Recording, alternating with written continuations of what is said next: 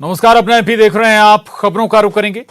Doctor Narottam Mishra ने कमलनाथ को confusion नाथ बताया है। सीएम शिवराज को टेलीविजन पर और कांग्रेस के विजन की राजनीति करने की बात कमलनाथ ने कही थी, जिस पर नरोत्तम मिश्रा ने पलटवार करते हुए कहा कि कमलनाथ सिर्फ कंफ्यूजन के लिए हैं। किसानों में, जवानों, बेरोजगारों में सिर्फ कंफ्यूजन पैदा करते हैं। कंफ्यूजन करो, आगे बढ़ो। कमलनाथ अब कंफ्यूजन नाथ हो गए हैं।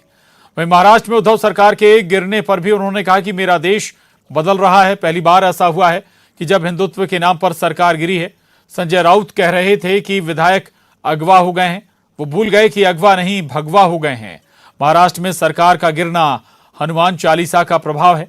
वहीं छतरपुर में बोरवेल में मासूम के गिरने की घटना पर सरकार सख्त हो गई है। उन्होंने कहा कि बोरवेल खुला छोड़ने वालों से सरकार किसी के गिरने पर निकालने का जो खर्च आएगा उसको वसूला जाएगा।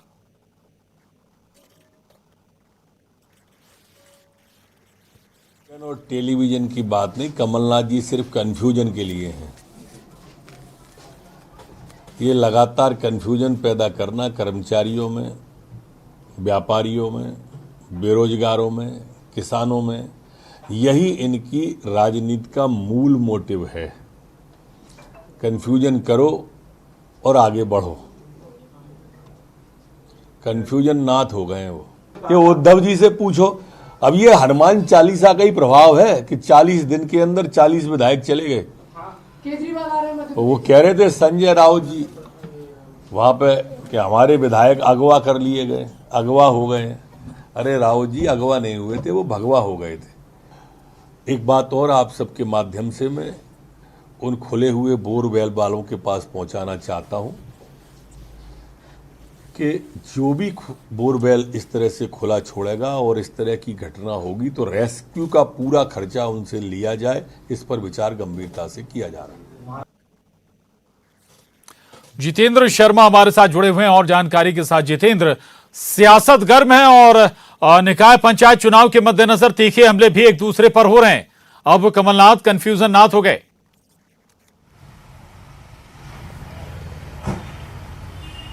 बिल्कुल प्रशांत, अगर बात करें तो गृह मंत्री नरोत्तम मिश्रा ने पूर्व मुख्यमंत्री कमलनाथ पर निशाना साधा है। उन्होंने कहा है कि कमलनाथ अब कंफ्यूजन नाथ हो चुके हैं। वो भूल जाते हैं कि कब क्या करना है, कब क्या कहना है। हालांकि इस पूरे मुद्दे पर लेकर उन्होंने कांग्रेस पर भी जमकर निशाना साधा है। साथ ही महाराष्ट्र की सरकार पर भी उन्होंने निशाना साधा है। उन्होंने कहा कि वे सारे विधायक अगवा नहीं हुए थे, भगवा हो चुके हैं। और कहीं ना कहीं उन्होंने राजस्थान की घटना का भी जिक्र किया है। उन्होंने कहा है कि मध्य प्रदेश कनेक्शन को लेकर लगातार अधिकारियों को निर्देश दिए गए हैं, मॉनिटरिंग कर रहे हैं। हालांकि मध्य प्रदेश का राजस्थान से ऐसा कोई कनेक्शन नहीं है। इसके अलावा जो भी हाल ही में एक मासूम छतरपुर में बोरवेल में गिर गया था, उसे लेकर उन्होंने साफ तौर पर निर्देश दिए हैं अधिकारियों को कि जिस तरह से खुले में बोरवेल होते हैं, वैसे अगर किसी के खेत में खुला में बोरवेल होता है और बच्चा अगर गिरता है तो उसका पूरा खर्चा उस खेत वाले या उस बोरवेल वाले से वसूला जाएगा। क्योंकि उसके चलते कई सारे मासूम अभी तक लगातार ऐसे बोरवेल में गिरते जा रहे हैं, जिसके चलते उन्हें हालांकि सेना की मदद से सकुशल निकाल लिया जा रहा है, मगर ऐसे लापरवाह लोगों पर भी कार्रवाई की जाएगी।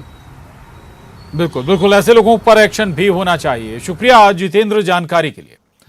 आगे बढ़ेंगे। नगर निकाय चुनाव का रण अपने चरम पर है। पीसीसी चीफ कमलनाथ जबलपुर पहुंचे हैं, जहां उन्होंने ग्वारी घाट में मां नर्मदा की आरती कर आशीर्वाद लिया। इसके बाद कमलनाथ ने जबलपुर के लिए दृष्टि पत्र जारी किया, जिसमें कांग्रेस के 15 महीनों की सरकार के दौरान दी गई सौगात और घोषणाएं बताई गई हैं। वहीं उन्होंने बीजेपी सरकार पर निशाना साधते हुए कहा कि स्मार्ट सिटी सिर्फ भ्रष्टाचार का जरिया बन गया है। कल बारिश से स्मार्ट सिटी की पोल खुल गई है। 18 साल बीजेपी की सरकार थी, लेकिन कल बारिश में सड़कों पर पानी पानी था। आज नर्मदा में कितनी गंदगी है, आने वाले 10 सालों बाद क्या होगा।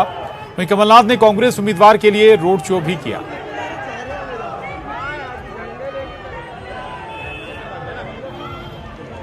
कि स्मार्ट सिटी किस प्रकार से एक माध्यम बन गया, केवल जबलपुर की बात नहीं है, पूरे प्रदेश की एक माध्यम बन गया भ्रष्टाचार।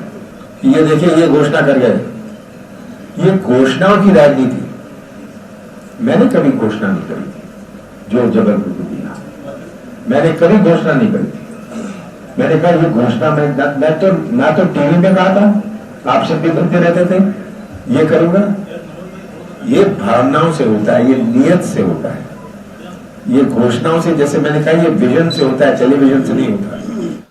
और कमलनाथ ने निर्वाचन आयोग की कार्यशैली पर सवाल उठाए हैं। आचार संहिता उल्लंघन पर एक्शन नहीं लेने पर कमलनाथ ने सवाल उठाए। कमलनाथ ने बयान जारी कर प्रदेश सरकार पर आरोप लगाया। लुभाने वाले फैसले और घोषणाएं करने के आरोप पीसीसी चीफ कमलनाथ लगा रहे हैं। नए आईटीआई खोलने, मेडिकल कॉलेज खोलने के फैसले पर उन्होंने सवाल उठाया। कल कैबिनेट की बैठक में ये फैसले हुए थे और इन्हीं फैसलों पर पीसीसी चीफ कमलनाथ ने सवाल उठाया है। तो ये बड़ी खबर है। निर्वाचन आयोग की कार्यशैली पर भी पीसीसी चीफ सवाल उठा रहे हैं।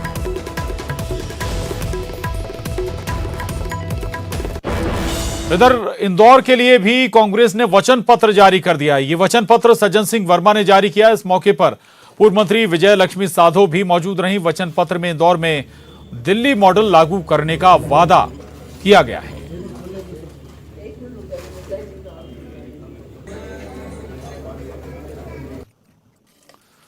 और कल पंचायत चुनाव के दूसरे चरण का मतदान होगा। इसको लेकर तैयारियां लगभग पूरी हैं। मतदान दल मतदान केंद्रों के लिए रवाना हुए। इनको बसों के जरिए मतदान केंद्रों तक पहुंचाया जा रहा है। पॉलिटेक्निक कॉलेज में मतदान सामग्री का वितरण किया जा रहा है। वहीं रतलाम के सैलाना और बाजना जनपद में वोटिंग होगी। यहां भी मतदान की तैयारियां पूरी हैं। मतदान दल मतदान केंद्रों पर रवाना किए जा रहे हैं।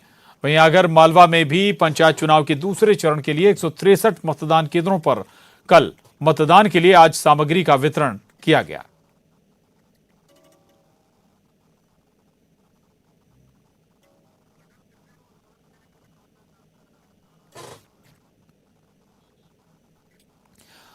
और आपको बता दें कि पीसीसी चीफ कमलनाथ ने निशाना साधा निर्वाचन आयोग पर। दरअसल मध्य प्रदेश सरकार ने कुछ फैसले लिए थे और उन फैसलों के मद्देनजर ये सवाल पीसीसी चीफ कमलनाथ ने उठाए हैं।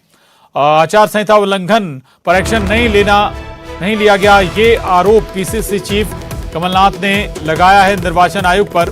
और कमलनाथ ने बयान जारी कर प्रदेश सरकार पर यह आरोप लगाए। तो कहा कि निकाय चुनाव में जो मतदाता हैं उन्हें लुभाने वाली घोषणाएं की जा रही हैं। नए आईटीआई खोलने और मेडिकल कॉलेज खोलने के फैसले को लेकर भी पीसीसी चीफ कमलनाथ ने सवाल उठाए हैं। आपको बता दें कि कल कैबिनेट में, शिवराज कैबिनेट में ये महत्वपूर्ण फैसले लिए गए थे। कई फैसले हालांकि लिए गए थे। इनमें ये दो बड़े महत्वपूर्ण फैसले थे जिनमें बड़ी संख्या में नए आईटीआई खोलने का फैसला हुआ था। इसके अलावा 2 जगहों पर मेडिकल कॉलेज खोलने का फैसला भी शिवराज कैबिनेट में हुआ था। और इन्हीं फैसलों पर अब पीसीसी चीफ सवाल उठा रहे हैं कि लोक लुभावन फैसलों के खिलाफ भी निर्वाचन आयोग ने कोई एक्शन नहीं लिया। तो निर्वाचन आयोग की कार्यशैली पर सवाल उठा रहे हैं पीसीसी चीफ कमलनाथ। वो कह रहे हैं कि सत्ताधारी दल लोक लुभावन फैसले कर रही है, लेकिन इसके बावजूद निर्वाचन आयोग कोई एक्शन लेता हुआ नजर नहीं आ रहा है।